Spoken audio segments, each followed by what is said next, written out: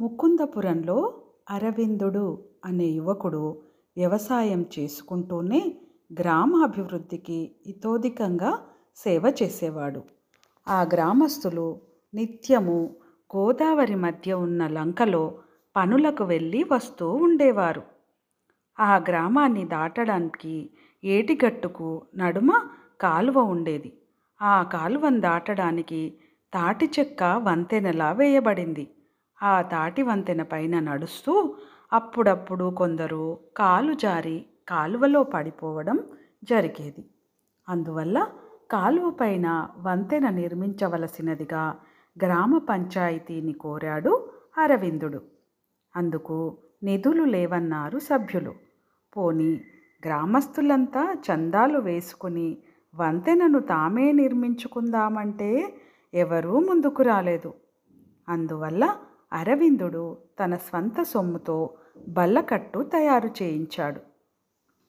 దాన్ని నడిపేందుకు నియమించబడ్డ వ్యక్తికి నెల నెలా జీతం ఇచ్చేందుకు ఊరి పంచాయతీ అంగీకరించింది. కాలువ దాటడానికి తాటి చెక్క వంతెన పోయి బల్లకట్టు రావడంతో గ్రామస్తులు కూడా ఎంతో సంతోషించారు. అదే గ్రామంలో ఉండే నాగేంద్ర అనేవాడికి ఎవరు ఏ పని చేసినా విమర్శించడం అలవాటు. కాలువ పైన వంతెన నిర్మించక బల్లకట్టు వేస్తే సరిపోతుందా? దానిని నడిపేవాడికి జీతం ఇవ్వడం వల్ల పంచాయతీ నిధులు దండుగే కదా అంటూ విమర్శించాడు. ఆ మాట అరవిందుడి చెవికి చేరినా ఏమీ అనలేదు. ఓసారి అరవిందుడు తన ఎడ్ల బండిలో పొరుగురికి బయలుదేరాడు. ఏటి ఒడ్డమ్మాట వెళ్తుంటే దారిలో ఎండలో నడిచి వెళ్తున్న తన ఊరి వాళ్ళు కొందరు కనిపించారు. వారిని పిలిచి బండెక్కించుకున్నాడు అరవిందుడు. వారిలో నాగేంద్ర కూడా ఉన్నాడు. ఎడ్లు పరిగెత్తకుండా నెమ్మదిగా నడుస్తుంటే కంచీకోలతో వాటిని కొట్టి అదిలిస్తున్నాడు అరవిందుడు. అది చూసిన నాగేంద్ర, ఎడ్లను కొట్టి పని చేయించడము ఓ గొప్పేనా? వీపు మీద ప్రేమతో నిమిరితే అవే చెప్పిన మాట వింటాయి అంటూ అలవాటు ప్రకారం విమర్శించాడు నాగేంద్ర. అరవిందుడు అప్పటికీ ఏమీ అనలేదు. మరికొంత దూరం వెళ్ళేసరికి ఎడ్లు నత్తనడకన నడవడం చూసిన అరవిందుడు నాగేంద్రతో, నువ్వు చెప్పింది నిజమేననిపిస్తోంది.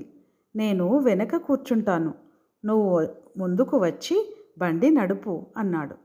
నాగేంద్ర ఉలికిపడి, బండి నడపడం నాకు చేత కాదు అన్నాడు కంగారుగా.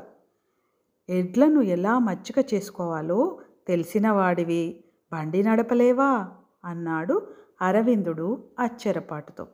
దారి తెలిసినంత మాత్రాన మోటార్ శకటాన్ని నడపడం అందరికీ చేతనవుతుందా అన్నాడు నాగేంద్ర. అప్పుడు అరవిందుడు నవ్వి ఇలా అన్నాడు, ఓ మంచి పని చేయాలన్న ఆలోచన, ఎలా చేయాలన్న ఊహ అందరిలోనూ ఉంటాయి. వాటిని ఆచరణలో పెట్టడంలోనే ఉంటుంది కష్టమంతాను. ఆలోచన వేరు, ఆచరణ వేరును. నీటిలో దిగితే కానీ లోతు తెలవనట్లే ఓ పనిని ఆచరిస్తే కానీ అందులోని సాధక బాధకాలు తెలిసిరావు. ఇతరులు చేసే పనిని విమర్శించడం తేలికే, ఆ పనిని స్వయంగా చేయడమే కష్టం. విమర్శ కోసమే చేసే విమర్శలు హాని కలిగిస్తాయి. వాటి వల్ల ఆ మంచి పని చేయాలనుకునేవారు వెనక్కి తగ్గే ప్రమాదం ఉంది. అరవిందుడు తన పొరపాటును సున్నితంగా ఎత్తుచూపటంతో నాగేంద్ర తన తప్పు తెలుసుకున్నాడు. ఆ తరువాత ఎన్నడూ ఏ విషయంలోనూ అనవసరంగా, అనాలోచితంగా విమర్శలకు పూనుకోకపోవడమే కాక ఇతరులు చేసే మంచి పనులకు తన వంతు సాయం చేయనారంభించాడు.